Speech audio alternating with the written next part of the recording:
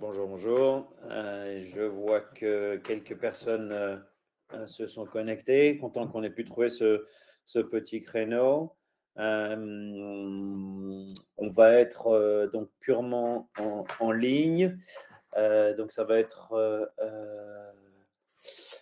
on va attendre peut-être 1 ou 2 minutes. En attendant peut-être 1 ou 2 minutes, pour les personnes qui se sont connectées, peut-être partager un petit peu, alors évidemment, votre industrie, c'est fintech, regtech, etc. Mais peut-être votre focus fonctionnel et l'entreprise avec laquelle vous êtes, avec laquelle vous travaillez. Et puis peut-être aussi 1 ou 2 raisons pour lesquelles vous êtes connecté aujourd'hui, 1 ou 2 raisons pour lesquelles vous avez décidé de bloquer un moment dans votre agenda. Okay. Si vous pouviez partager ça en attendant le début, on va prendre 1 ou 2 minutes. Donc, je répète peut-être votre focus fonctionnel, votre entreprise, ce que vous faites, et puis aussi surtout la raison pour laquelle vous avez pensé que ça valait la peine de se bloquer un moment dans l'agenda. Okay. Il est quelle heure? Il est 9h01, on va encore attendre 1 minute. Euh, euh, et bien que ce soit un webinaire, ce que j'ai remarqué, comme on dit en anglais, c'est the more you put in, the more you get out, comme on dit en anglais. Plus on interagit, plus c'est efficace. Okay. Allez, on va attendre encore quelques petites secondes et puis on va se lancer.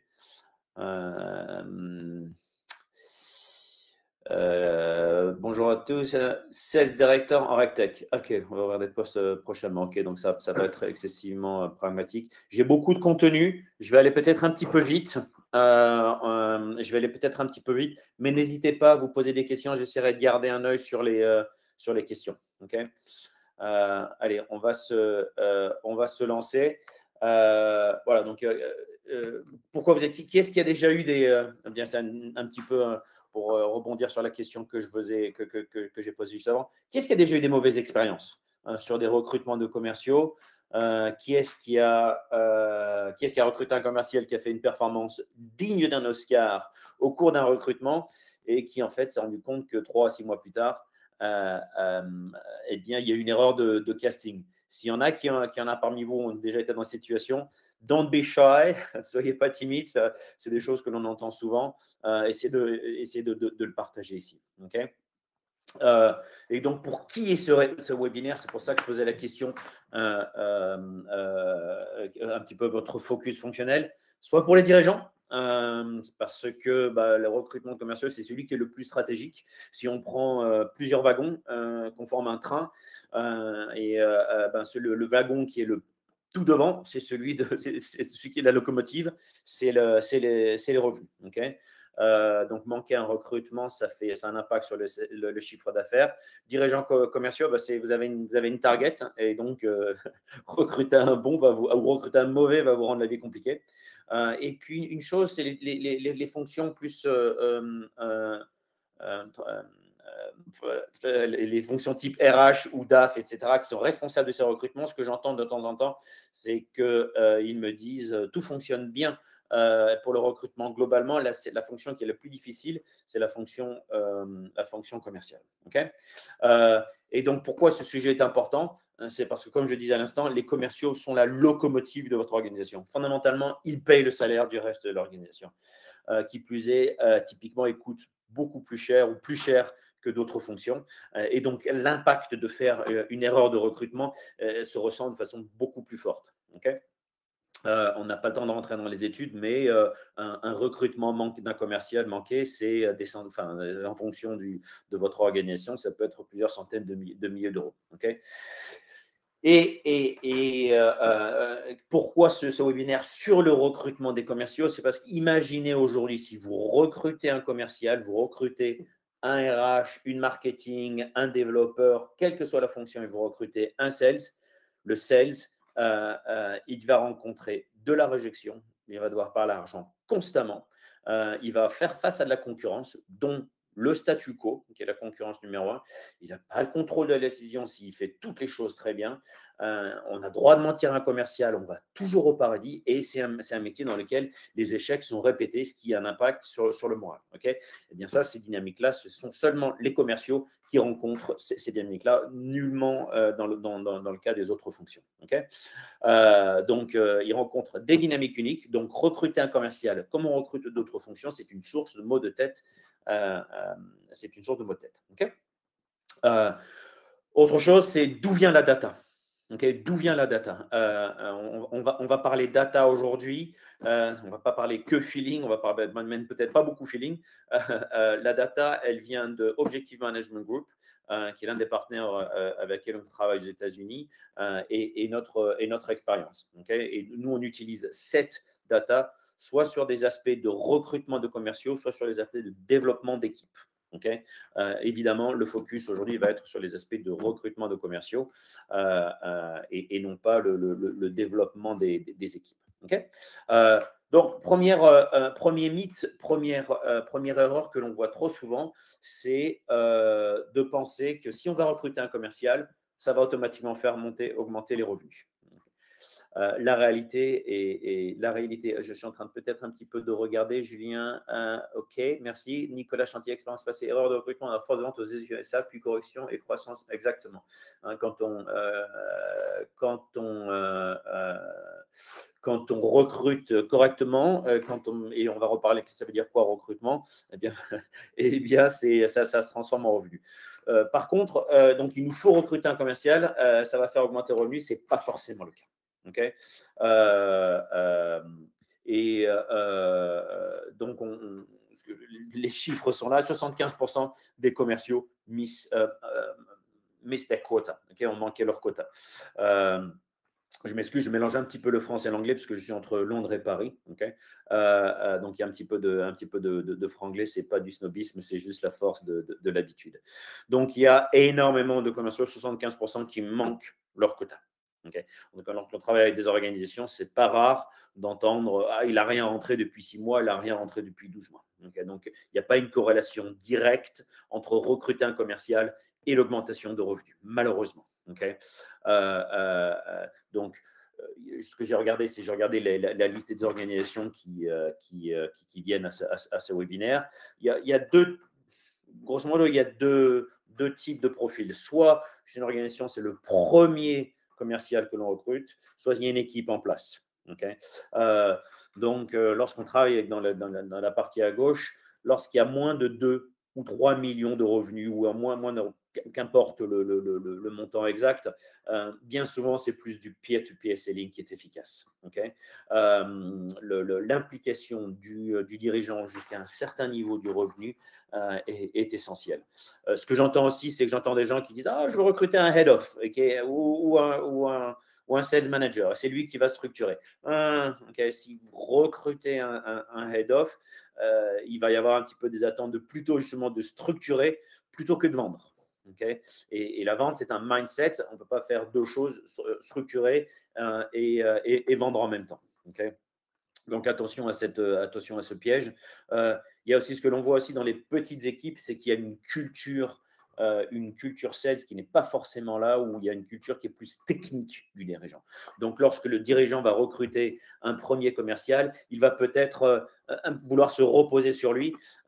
Et si la personne ne connaît pas son métier, et croyez-moi, on voit très souvent ça, il va y avoir quelqu'un qui est payé et qui ne va pas mettre en place les bonnes choses. Okay, et la dernière chose, c'est que lorsque vous recrutez un premier commercial, est-ce que vous avez un playbook en place? Est-ce que vous allez recruter quelqu'un pour exécuter, pour faire rentrer du revenu, ou quelqu'un qui va un petit peu improviser? Est-ce que vous allez recruter quelqu'un qui va vendre de la façon dont vous voulez qu'il vende, si vous savez exactement mettre en place un processus, une méthodologie, etc., ou est-ce qu'il va y avoir beaucoup d'improvisation? Okay, donc, des questions sur est-ce qu'il y a des choses qui ont été faites auparavant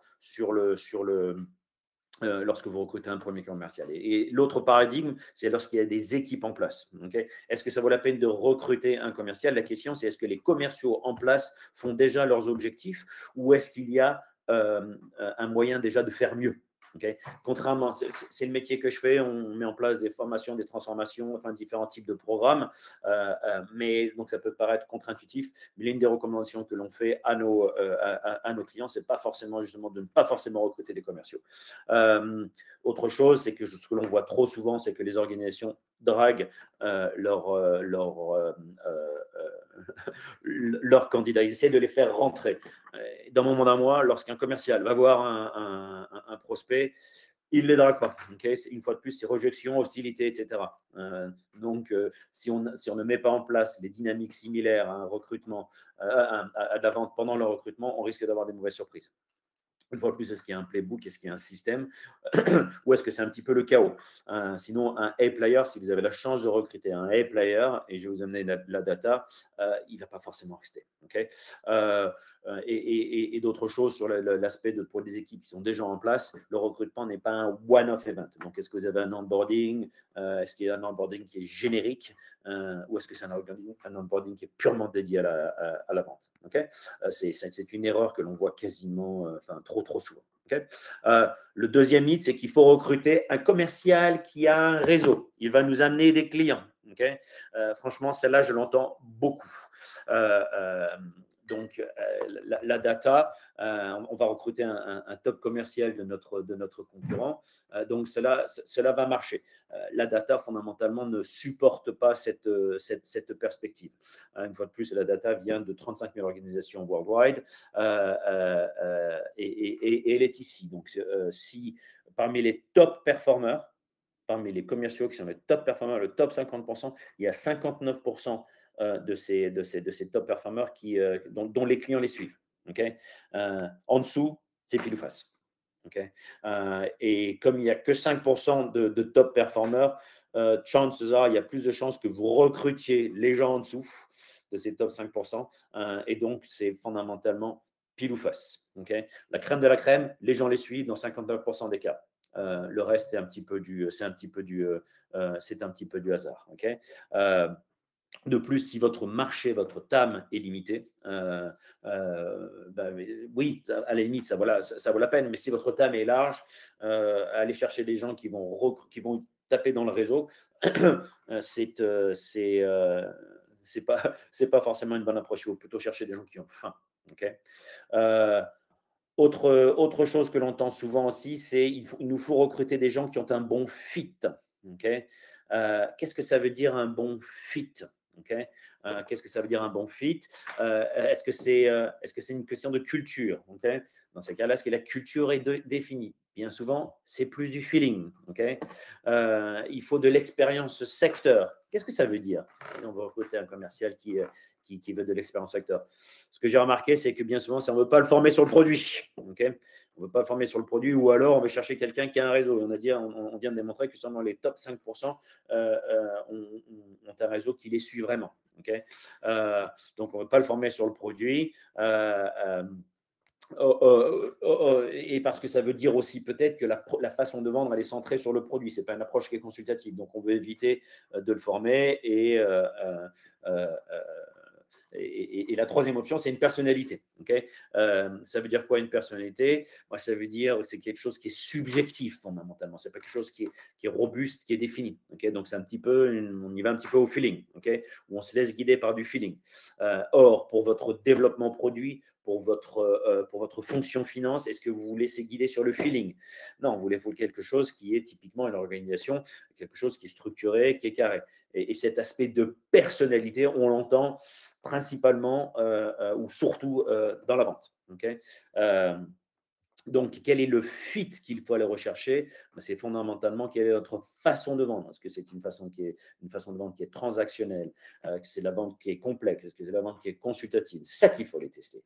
Est-ce que c'est le même niveau d'interlocuteur? Est-ce qu'on va recruter quelqu'un qui va demander 5 000, 50 000, 100 000? Eh bien, si jamais il a demandé 5 000, 50 000, 100 000, là, c'est le bon fit qu'on le veut chercher. Est-ce qu'il est habitué à votre cycle de vente, etc. Ça, c'est un site qui est beaucoup plus intéressant qu'un fit pour la culture ou un fit de l'expérience secteur ou de la personnalité, etc. Et qu'est-ce que dit la data? Puisqu'effectivement, on travaille avec on a une vision data-driven. Et lorsque l'on met en place des évaluations de commerciaux, il y a 3 options. La première option, c'est ne pas lui parler. Okay, la deuxième option, c'est quelqu'un qui vaut la peine d'être recommandé. Et la troisième option, c'est quelqu'un qui est recommandé d'un point de vue interview. Ça vaut la peine de le recommander. Il y a seulement 25% des gens qui sont recommandés. D'accord. Donc, qu'est-ce que ça veut dire? Ça veut dire que 3 commerciaux sur 4 sont considérés comme n'étant pas un bon fit sur des critères objectifs, pas subjectifs, objectifs. Okay. Quatrième erreur, c'est, et je vais un petit peu vite, attendez, je m'excuse. Est-ce que je vais partager votre deck? Écoutez, Julien, vous êtes un consultant en développement commercial, je vais vous taquiner, je vais vous dire tout ça, c'est des choses que vous savez par cœur. Mais oui, je crois qu'il y aura un replay. Okay, si cela peut être utile avec les CRO et commerciaux avec qui vous travaillez. Je crois qu'il y a une vidéo qui est en train d'être repassée. OK, ça c'est quelque chose que l'on voit souvent. Un CV est un indicateur de bonne performance. Aussi surprenant que cela puisse paraître, en 2025 aujourd'hui, je vois 90 ou 95% des gens qui continuent à utiliser un CV, à utiliser un CV pour savoir s'ils vont parler ou pas à quelqu'un. En 2025, aujourd'hui, on parle de ChatGPT, de l'IA, de machin, etc. Et ce que l'on demande aux gens, c'est on leur demande un CV. Okay. Or, un CV n'est pas prédictif. C'est un outil des années 1980 et ce n'est pas prédictif. Okay. Lorsque c'est un outil marketing. Quand vous voyez du marketing d'une organisation, est-ce que vous dites je vais acheter ce produit? Non, okay, vous êtes sceptique. Okay. Et c'est un outil. Il y a certaines personnes dans nos binaires qui sont dans la fonction RH. Okay, c'est normal, c'est un outil qui est utilisé par les RH. Et qu'est-ce qu'on va regarder? On va regarder si c'est quelqu'un qui est passé de SDR à signe sales. Donc, dans ces cas-là, il a un bon track record. Okay, mais les dynamiques qui ont été rencontrées dans l'organisation sont uniques. Les dynamiques de votre organisation ne peuvent pas être répliquées forcément. Okay, il y a même de fortes chances qu'elles ne soient pas réplicables. Okay, donc, on va être un petit peu direct. Les CV, c'est une fiction. Okay. Qui plus est, les gens travaillent avec des consultants CV où ils se font relire leur CV, etc. Donc, les mots-clés, il a dirigé, il a géré, il a quoi qu'il en soit, c'est un petit peu des choses qui sont des mots valises. Ce que je dis en anglais, des mots wishy-washy. Okay. La seule chose que l'on veut savoir, c'est quels sont les résultats qui ont été obtenus. Okay, en quelque sorte. Okay, et combien de fois ils étaient au quota. Là, il y a 30 ans d'études. Il y a 30 ans d'études qui démontrent la corrélation entre un CV et la prédiction de l'efficacité. Le CV, c'est autour de 18%. Grosso modo, s'il y a quelqu'un qui vient vous faites pile ou face, vous avez plus de chances de choisir la bonne personne. Okay.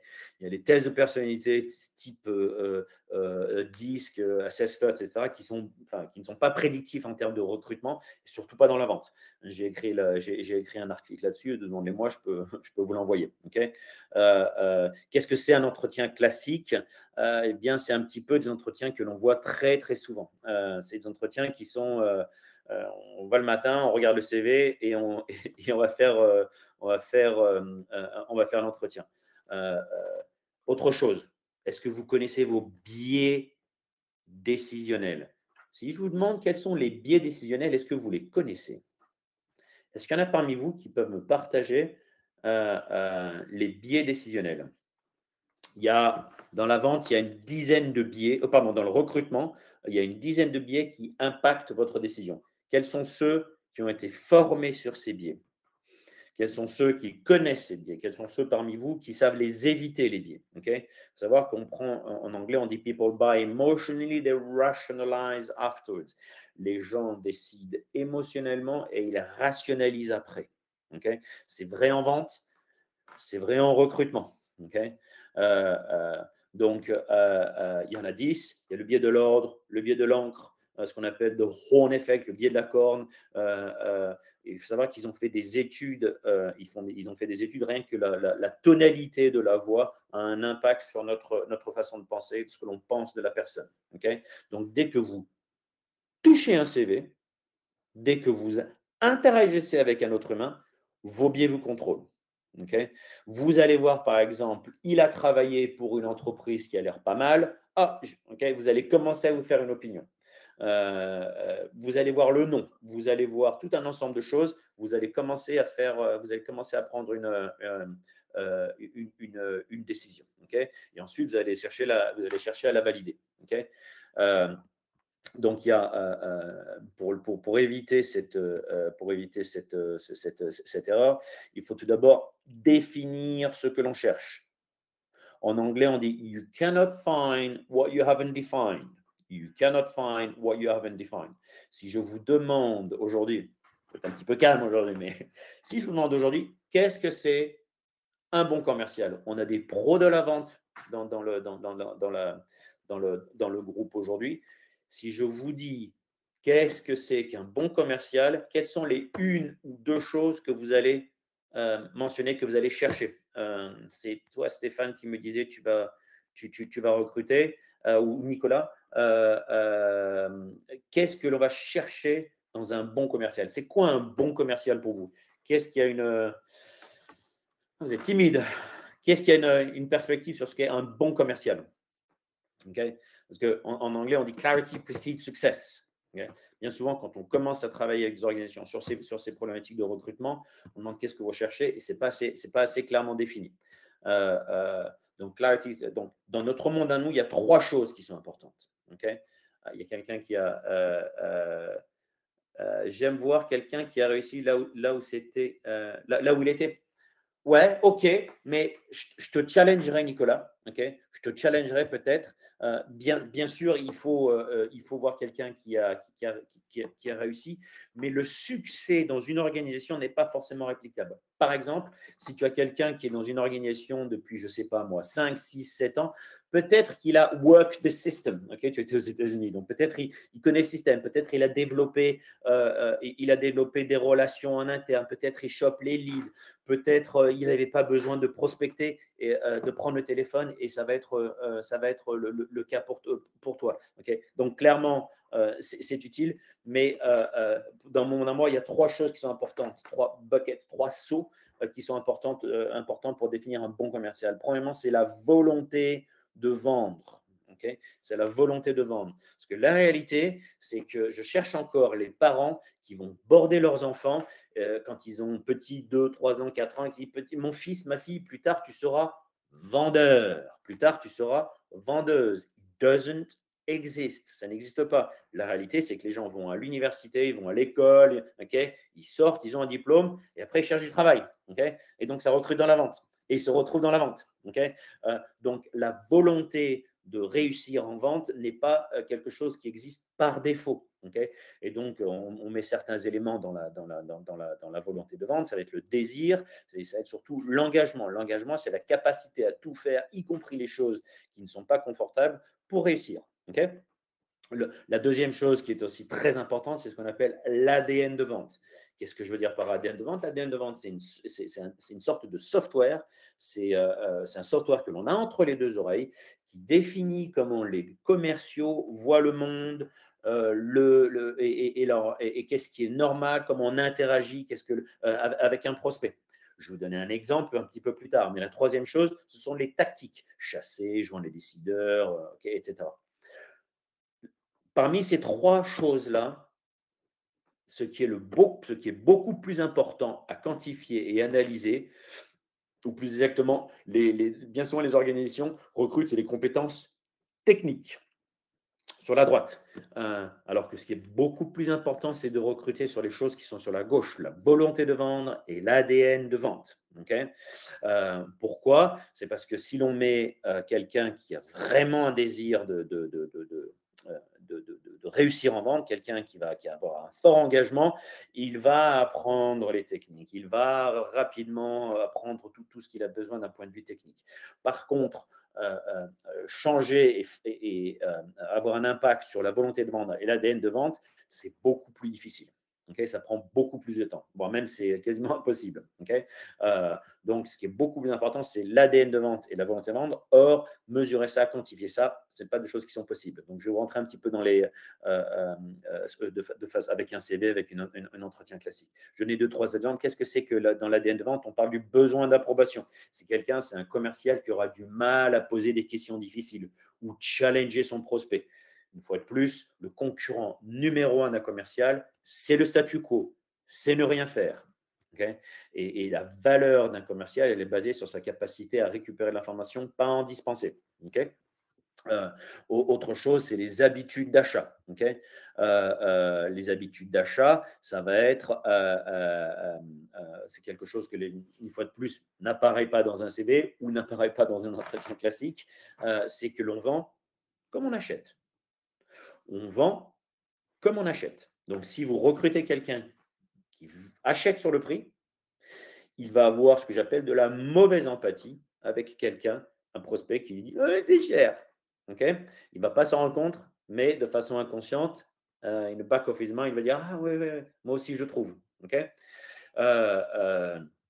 et ce ne sont pas des choses qui vont remonter dans le CV, comme je le disais. Autre chose, c'est les croyances qui supportent la vente. Fondamental. On a un livre blanc là-dessus. Il faut savoir que, par exemple, si vous recrutez quelqu'un qui pense que 1 000 €, c'est beaucoup d'argent, vous pouvez lui donner toutes les techniques possibles et imaginables pour vendre des tickets à 10 000, à 20 000, à 50 000, etc. Ça va aller fondamentalement à l'encontre de quelque chose qui est très ancré en lui. Okay, donc, les croyances qui supportent la vente sont des choses qui sont essentielles et qui vont déterminer la compatibilité d'un candidat avec votre environnement commercial. Okay, et une fois de plus, il n'y a pas dans le CV ou au cours d'entretien, un commercial ne veut pas dire vous savez, moi je pense que 1 000 € c'est beaucoup d'argent, ou ça ne va pas être dans son CV. Okay,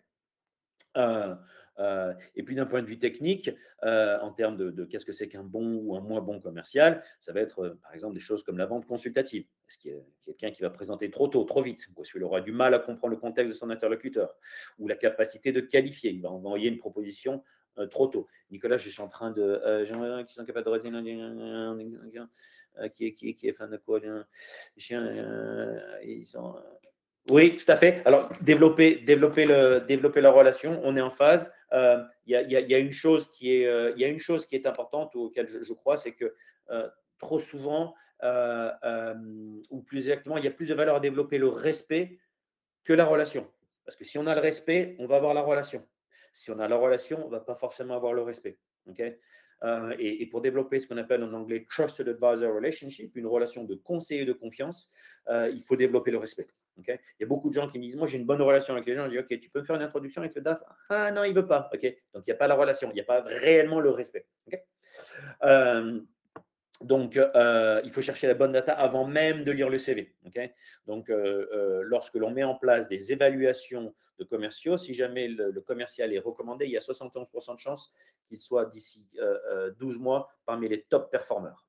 Okay, et si jamais, par exemple, un commercial a été non recommandé, il est où le je vais y revenir. Voilà, si le commercial a été non recommandé, eh bien, et qu'il est quand même recruté, il y a 70% de chances qu'il soit sorti de l'organisation d'ici 6 mois. Okay, donc, trust the data, faites confiance à la data, faites moins confiance à votre feeling. Okay, on travaille avec des organisations aujourd'hui qui, rien que sur la base du CV, des gens ne seraient même pas impliqués dans le processus, mais ils ont été évalués, ils ont été recommandés ou ils ont été mérités d'être considérés ou recommandés sur la base de l'évaluation, et c'est des gens qui performent. Okay, d'ailleurs, si vous voulez, vous pouvez faire un scan de ce logo et vous pouvez tester la solution sur un de vos commerciaux. Okay, Autre chose, mettre en place un processus qui soit identique aux autres fonctions. Lorsque l'on recrute, bien souvent, il y a une fonction RH, une fonction centrale qui a défini un processus et on suit le même processus. Et une fois de plus, comme je le disais, si vous recrutez un commercial ou si vous recrutez une autre fonction, quelles sont les dynamiques qu'il va rencontrer? Je l'ai mentionné au début, mais c'est des gens qui vont rencontrer de l'hostilité. Comme je disais, on a le droit de mentir en commercial, on va toujours au paradis. C'est le rejet de la concurrence. Il faut parler argent, on n'a pas le contrôle de la conversation, etc. etc. C'est la seule fonction qui rencontre ces dynamiques-là. Les autres professionnels, les autres fonctions, les autres personnes au sein de votre organisation ne vont pas rencontrer ça. Donc, recruter un commercial, comme on recrute une autre fonction, c'est une source de, c'est une sorte d'erreur coûteuse. Donc, il faut avoir un processus qui est dédié à cette fonction unique. Qu'est-ce que vous voulez? Un commercial qui performe ou un commercial qui n'a pas fonctionné chez un autre concurrent. Donc, il faut répliquer. C'est plus quelque chose pour les équipes en place plutôt que lorsque vous recrutez un premier commercial. Une fois le recrutement passé, comment vous allez vous garantir que ce commercial va vendre comme vous le voulez? Pas comme il pense le faire, mais comme vous le voulez. Et autre chose, c'est un banc. Ce qui est très important, c'est de développer un banc puisqu'il y a un turnover relativement fort. Donc, est-ce que vous avez un processus qui aujourd'hui vous permet d'avoir toujours des candidats et des potentiels A-players dans lesquels vous allez recruter? Vous pouvez les taper. Quel est le coût? Imaginez, aujourd'hui, vous avez votre top performer qui part. Ça va vous prendre combien de temps pour le recruter, un nouveau? Et vous allez laisser combien d'argent sur la table à ne pas avoir une bonne personne en place. Donc, un banc, c'est essentiel. Les équipes de sport ont un banc de remplaçants sur lequel elle est tapée s'il y a un qui part, s'il y a une blessure, etc., ou s'il y a un carton rouge ou autre. Bien souvent, les organisations n'ont pas de banc dans lequel elles veulent aller taper. Autre chose, bien souvent, ce que je vois, c'est que les gens me disent on a un case study. C'est très bien un case study, ça permet de remarquer comment le commercial pense. Par contre, est-ce que dans la vraie vie, votre prospect va dire à votre commercial, tiens, je vais donner un case study, je vais donner 48 heures pour réfléchir et tu vas revenir vers moi faire une présentation. Non, il va dire des choses comme c'est trop cher, je vais en parler en interne, ou alors il ne va pas donner accès aux décisionnaires. Donc, ce n'est pas forcément quelque chose qui est déterminant. Un autre mythe qui est les commerciaux sont motivés par l'argent. Il y a beaucoup d'organisations qui voient les commerciaux comme étant un petit peu, en anglais, on dit coin operated. Ils sont motivés par l'argent. La data démontre autre chose. La data démontre autre chose.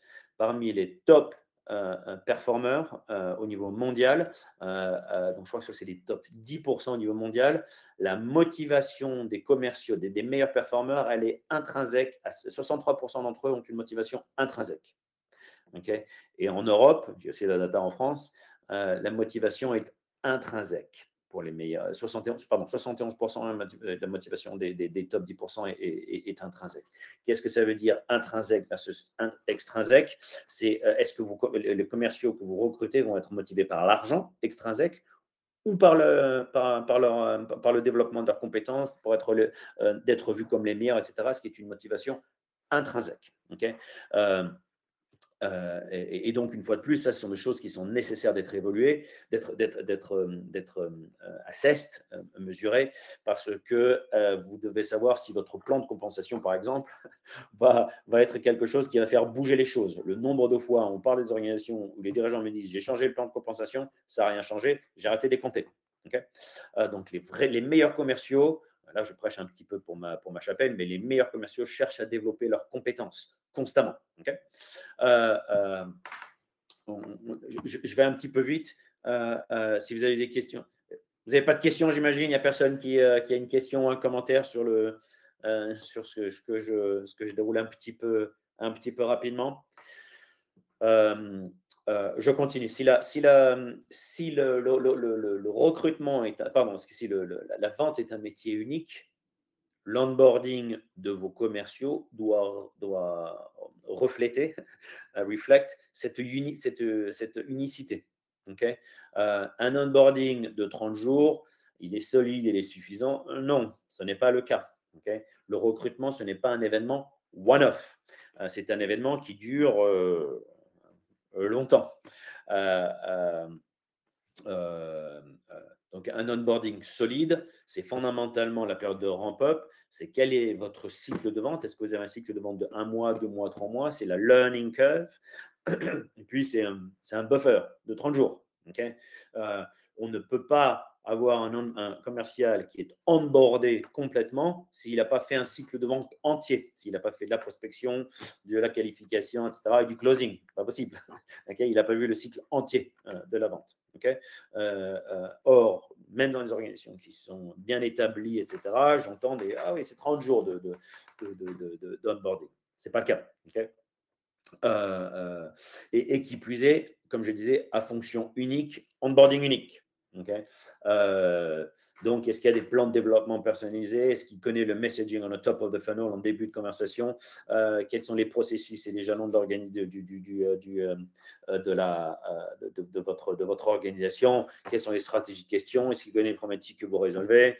Ou est-ce qu'il fait un petit peu du show up and throw up? Est-ce qu'il se pointe et il présente? Est-ce qu'il sait comment gérer ce qu'on appelle en anglais les pushbacks d'accès aux décisionnaires, etc., etc. Ces choses-là prennent du temps. Okay. Si vous recrutez un A-player, il y a de fortes chances qu'ils connaissent ces choses-là. La réalité, cependant, c'est que les A-players, il y en a 5 à 10%. 85% des autres commerciaux, eh bien, ils n'ont pas ça de façon innée. Okay.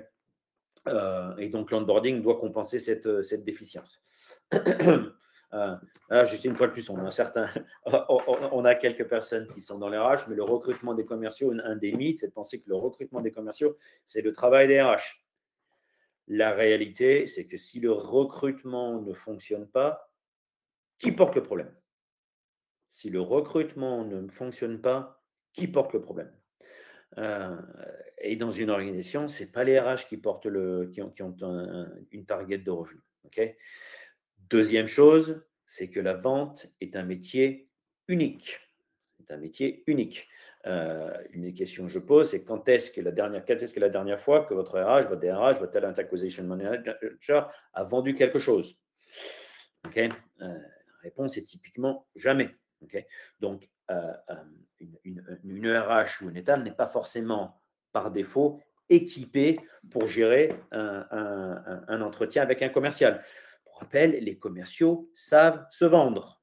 Les commerciaux, c'est leur métier, ils savent se vendre. Okay. Et donc, face à un RH qui n'a pas forcément les codes, eh bien, il y a des chances qu'il y ait des erreurs qui soient faites. Okay. Donc, on est dans les temps. Nos recommandations, okay, c'est que fondamentalement, en fonction de votre stade de développement, voici ce qui donne les meilleurs résultats.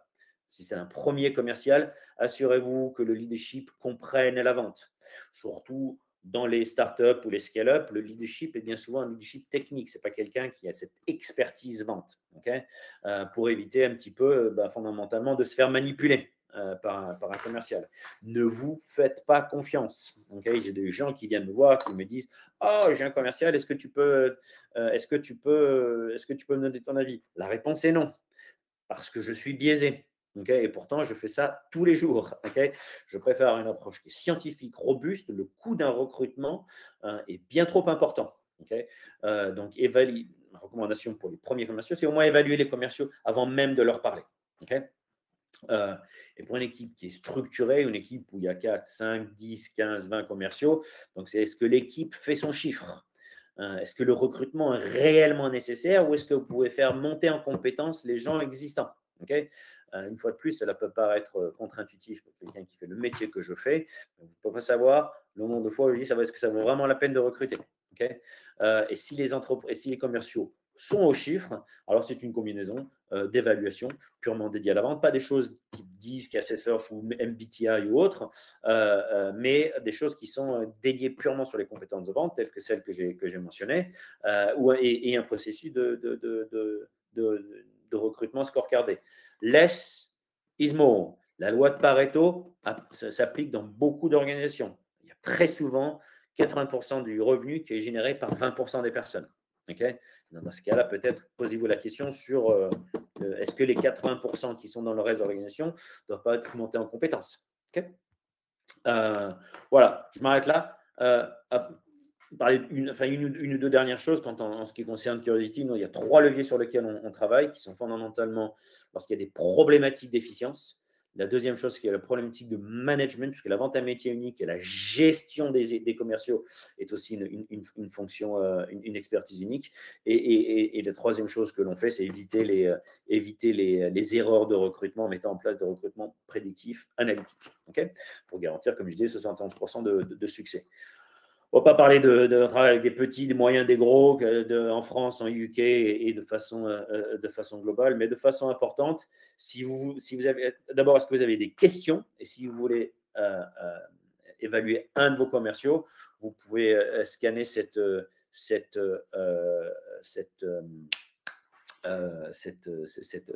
QR code, merci, voilà, pour nous contacter et faire une évaluation d'un commercial en place pour avoir un aperçu. Okay, est-ce que vous avez des questions? Ne soyez pas timide.